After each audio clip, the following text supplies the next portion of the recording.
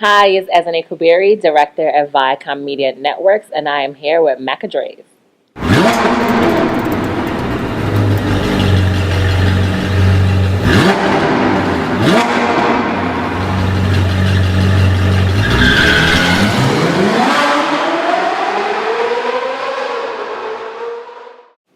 So here at MTV, I am the Director of Change Management Global Business Services, and my job essentially is to manage change within the organization when it comes to implementing a system or a process. So in a nutshell, what that means is we are in charge of communication, strategy, any type of reorg designs, and making sure that the user has a good experience when it comes to a new system or process that we're implementing. Being a woman of color and being an immigrant, because that's where we were years ago. I'm a U.S. citizen now, but I was here as an immigrant. And I like to make sure that I'm giving back. One, foremost, is I represent. I think everybody that knows me immediately knows that I'm Nigerian. That's always been at my forefront. And I take pride in that. I probably don't have an accent at all, but I go back home very often. If you come into my parents' household and my family's household, they speak Nigerian. We eat Nigerian food and everything. So the culture is very much embedded inside of me. And being a woman of color, I'm not apologetic about that. I am who I am, and I'm completely comfortable in my skin. And you may see black first, but I see Esene, and I see Esene all the time. So I pay homage to my culture and to my ethnicity by giving back as much as I can and being supportive and being true to who I am and not trying to fall into any type of stereotype that is being placed by media or just outside people that really are not aware. When we talk about biases in the workplace, it's something that is very passionate to me because I think that it exists and we try not to talk about it or we try to tiptoe around it, but we need to talk about it. And especially in the way society is going now, just talking about civil rights and everything like that, it's something that is at the forefront, should be at the forefront of every discussion. And if your company is not having a discussion about it, then you really need to be having a discussion about it. So I think that one thing we always talk about race and we always talk about gender. But let's talk about age. Let's talk about marital status. Let's talk about dependencies. And I think that those are some of the things that come very indirectly. And in my role, our team travels a lot. But there's always this expectation that Esene can travel the most because Esene is not married and Esene doesn't have any kids. But it's but why? Just because I don't have any kids and because I'm not married doesn't mean I'm not busy. So I think the assumption is when you're not married and when you don't have your own children, that you are pretty much more available than someone else that does. But we have people that have kids and they have nannies. So are they more available now? So I think that it's important for us to be cautious of these biases that we put on people and we try to judge them immediately because of what they say. Or another great example, because maybe I like to dress nice and I like to wear nice things. So now it's oh, she has tons of money. But no, you have no idea where I got these items from. Maybe I'm a bargain shopper. Maybe it was gifted to me. Or maybe I do have a nice rolling bank checking account and I'm just swiping away. You just never know. But that unconscious biasness that we have in the workplace. And I think that the only way that you can go about it is, one, don't do that to others. Right? Don't do that to others. You hate when you walk into the room and you're the only. And because you're the only, people want to ask you, also, do you know where I can get my hair braided? No, why would I know that? I don't know that. So don't do that to other people. I think you really need to have conversations with them. And then the second thing, if someone does it to you, that's your opportunity to educate them. I know before people yell at me, it's easier said than done. I know it is easier said than done. But don't miss an opportunity to educate someone because you're mad about what they said.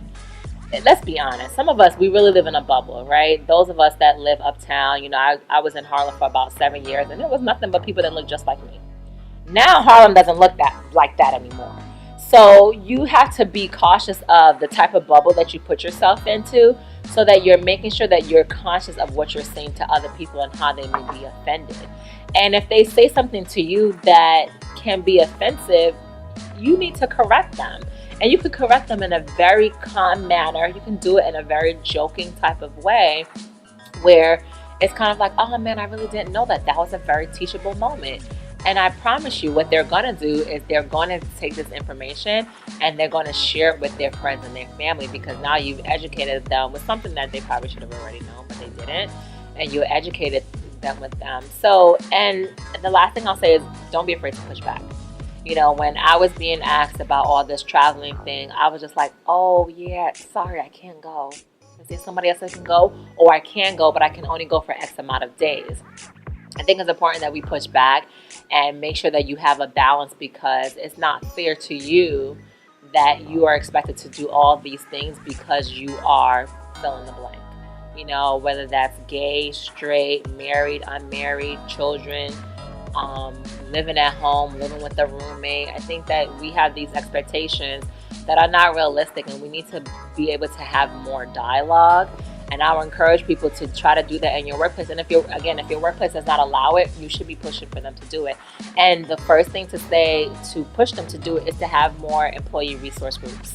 So to make sure that people are being aware and they have a support system and they're getting people in the room that look like you and similar to you.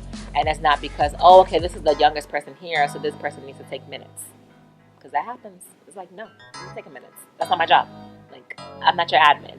And if you think about it, like even like that example, an admin can be of any age. An admin can be of any age and can be of any race and any gender. So why should we assume that the youngest person in the room is the admin? You know, and you be clear with yourself to make sure that you are not the person that's doing that to other people as well. So with negotiations, especially with Black women, you know, the people already think we're aggressive and we're this, and we have all these labels of all these things that maybe we are, maybe we're not. When I was in a transitional space where I knew that it was time for a promotion and they were pretty much dragging their feet, and I had to put my foot down. And again, I like to remind people, I didn't just wake up in the morning and say, hey, I need a promotion, went to them the next day, they didn't give it to me, and then I'm like, F this. No. There was a full-fledged plan. I gave them the lead time because I already knew this was not going to be a quick turnaround. I know the culture of your company. I know the culture here. And I know it wasn't going to be a quick turnaround time. So the initial time when I said, you know, it's time for a promotion, of course it is. Like, you're amazing. We love you. You know, you do excellent work here, and you are an asset to our team. 4 months later, you still don't see it. So then you have to go back to that conversation again and remind them, hey, what do I need to do to push that forward? What do you need from me in order to make this action work? Is there anything that I can add? Is there any paperwork I can do? Is there someone I can email? I think that you have to consistently keep talking about it. And it's like, because I'm asking those questions, I'm not coming off defensive. I'm asking you, hey, tell me how I can support you in order for you to support me. And I'm being a team. It shows that I'm being a team player. At the same time, though, in the back of my mind, I was prepared to know if this does not happen at this day, then this was no longer the place for me. And it's a hard decision to make. It's very hard. But at some point, you need to be able to say, this is my endpoint. You know, I think a lot of times we talk about dating. What is your deal breaker? What is your deal breaker? And again, you have to be honest with yourself, though. Again, so don't wake up January saying I need a promotion, and then February think that the promotion is going to be there. It's likely not. But if you're like, okay, if I communicate this to them, excuse me, in January, and by August, I'm not seeing anything. No one is talking about it. No one is writing anything up. Then it's like, okay, yeah, of course, follow up. But at that point, I'll say from January to August, you need to start figuring out about what's happening next. Maybe this is the time where you start aggressively looking for a new job. And you start aggressively looking for other opportunities out there, because if it's taking them that long to make something work, then at some point you may have to give up. And sometimes it's like that. Like, all that glitters is not gold. You can go somewhere else. I mean, truthfully. Yeah, of course it takes some time. You have to apply, but you should do it. But I think that the thing is, you have to give yourself lead time. Give yourself so for instance, let's go back to my example. January, you started this process. By June, you're not hearing something. In June, you should be updating your resume. You should be starting to have coffees with people, lunches, try to understand what's going on in the industry, where you would even be placed salary-wise. August, September, they're still not moving. Now you're being aggressive with it. And you're at the same time, you're still going back to them and you're asking them for it. So specifically what happened to me is I kept asking them about this promotion. All on board. Like, I'm asking to the team and everything. It was a matter of paperwork. And I was assigned to be on the project manager for the project in Asia.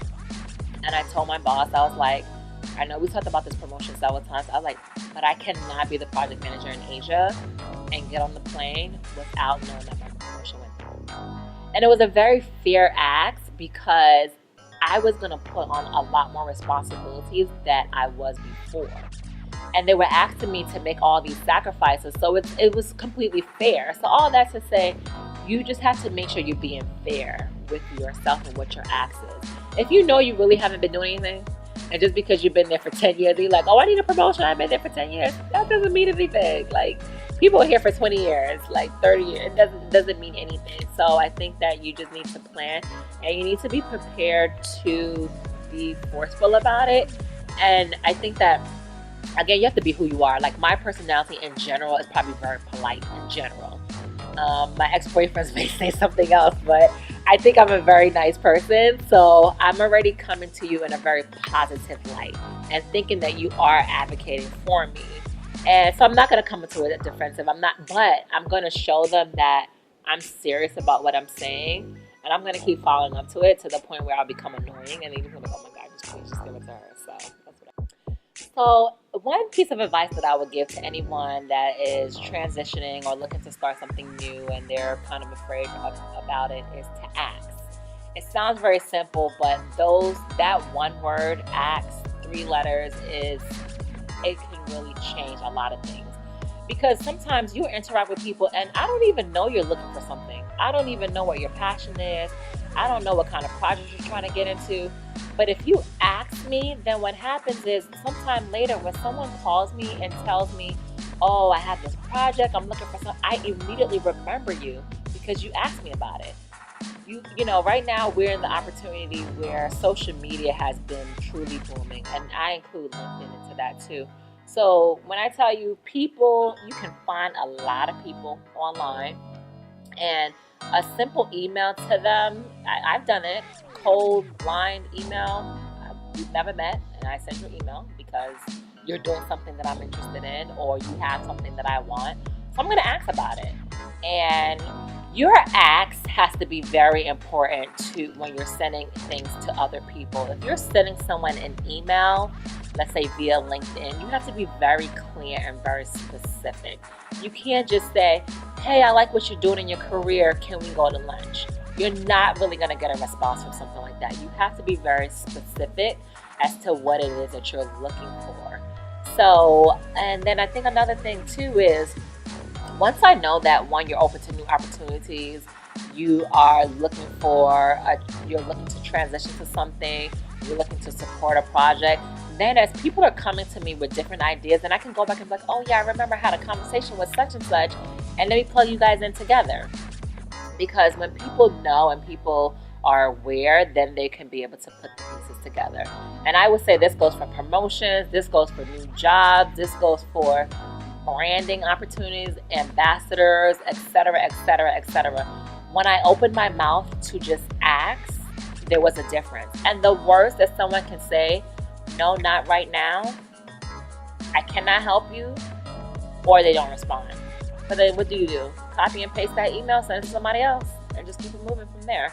And I think that that's probably, especially this year, as I'm in a transition space myself, I have been able to be very vocal and to ask and really tap into people that I've been watching their career, and I've been watching certain things that they're doing that I am mimicking and trying to aspire to be. And I asked them, hey, I saw that you did this, you spoke at this panel, I'm coming from this type of background, I would love for blah. And you just put it out there like that. And if they say no, that's fine. You can send them one follow-up email, and then after that, just move on to someone else, or maybe go to something that they're going to be at, and you can ask them face-to-face. But it truly does make a difference. And for the people that have asked me, you can ask them. I've supported as much as I can. So I think we should just not be afraid to just open up the mouth and ask. And I know that it kind of takes us out of our comfort zone. We have to shake things up a little bit when you're looking for transition.